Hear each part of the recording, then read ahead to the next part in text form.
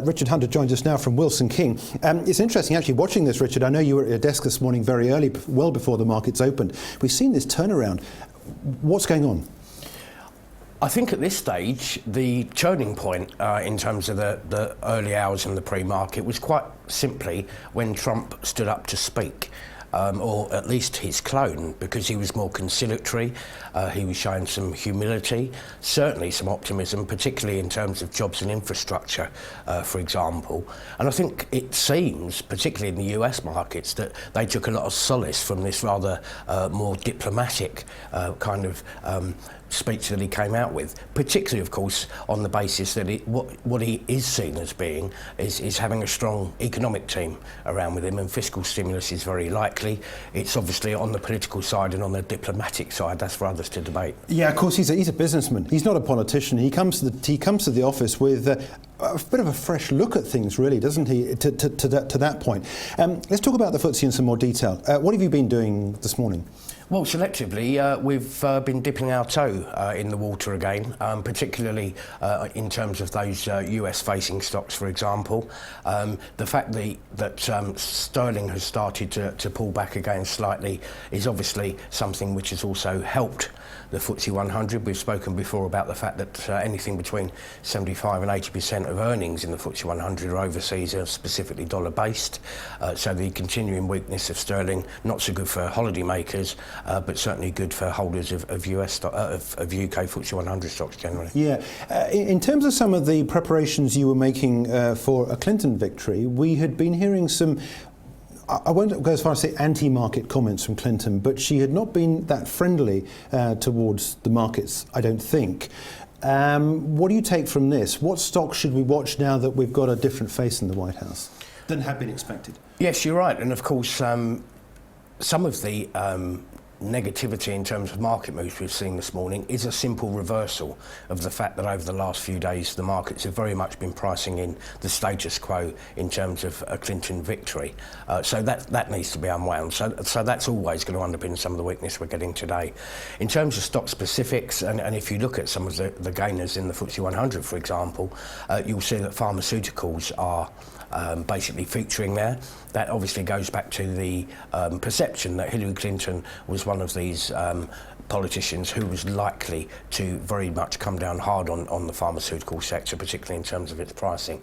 So there's been something of a pop for some of the farmers there this morning. Yeah, we've now got the FTSE 100 now up on the trading day. I mean, this is the way that things move. I mean, here we are looking at not just pharmaceutical companies. We've got Fresnillo, we've got Randgold Resources. They major in silver and gold. Of course, we've seen a pullback in silver and gold.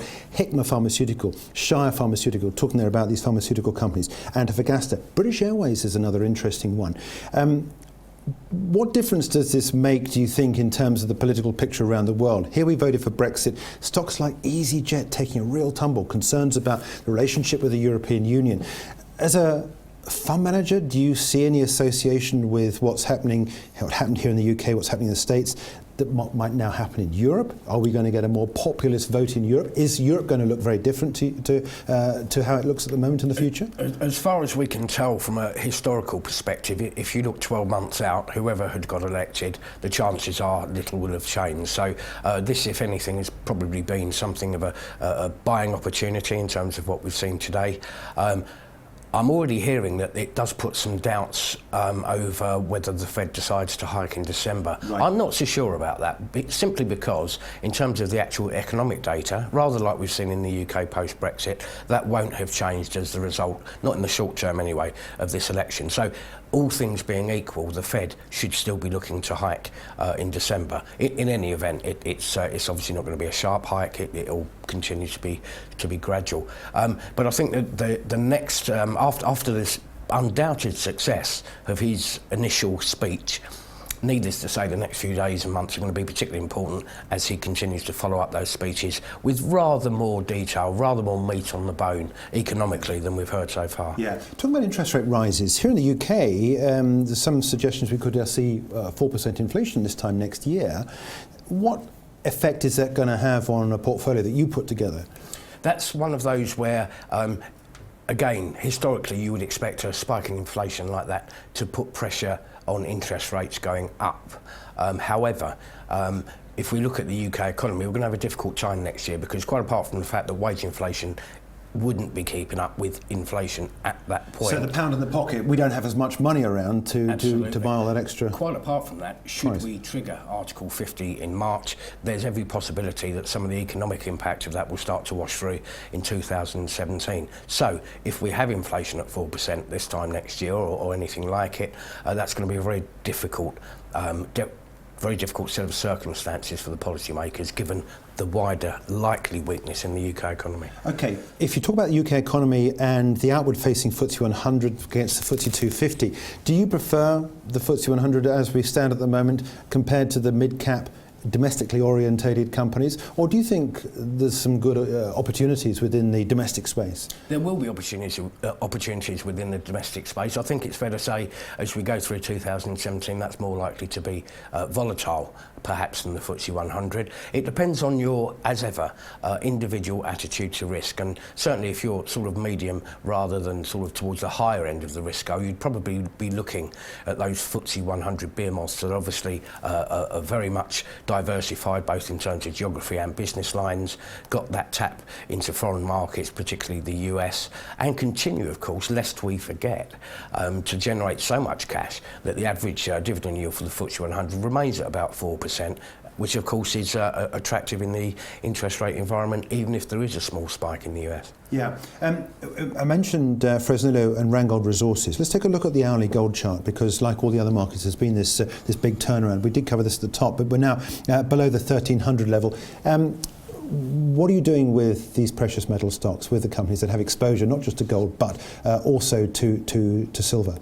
I think the likes of the miners at the moment, unfortunately, rather like the banks, tend to fall into that higher risk category. We very much take the longer term view. So on a day-to-day basis, we wouldn't particularly be going near the commodity space, although on a medium-term basis, it's a much more positive story. Obviously, as China, as we've said before, the difference between the Western markets, which look at any sort of economic data on a case-by-case basis, the Chinese think in terms of decades, not minutes, and that's something always to be borne in mind, where the longer term picture is obviously much more positive for China. Yeah. Just a couple of stocks I want to talk about, and we can talk about these in a broad context. We've had Sainsburys earnings out this morning, profits are down, dividends down, supermarket space here in the UK. How is that likely to be impacted by higher inflation and the opportunities within the space? Is it, I mean, Sainsburys, Morrisons, Tesco's, what turns you on as a fund manager? Very little in terms of supermarkets, and it's been the case for some considerable time, quite apart from what the serious point, of course, coming out of Marmite Gate, was that these costs at some point are probably going to be passed on to customer. We've been getting used to food deflation for some time. In fact, Morrisons did break ranks in terms of passing some of its rises on. We're still not actually sure what sort of deal Tesco came to with the Unilever when this came out. But the fact of the matter is, a couple of them have got reasonably attractive yields. Tesco's certainly not one of those. You've got the likes of Amazon sort of, you know, in the coming right round the corner, which is going to add to what is probably one of the most fiercely competitive anyway. We've got this strange set of rhetoric coming out from the supermarket that they're investing in cuts, in other words, price cuts. So on a longer term horizon, it's actually quite difficult to see where the growth is going to come from. So I think generally speaking, it's accepted that there's better value elsewhere than the supermarket sector. Yeah, second company we reported this morning is Burberry. Very outward facing, very heavily reliant on China, luxury goods space. If we don't have much money in our pockets, we're not really going to be wanting to spend it on handbags.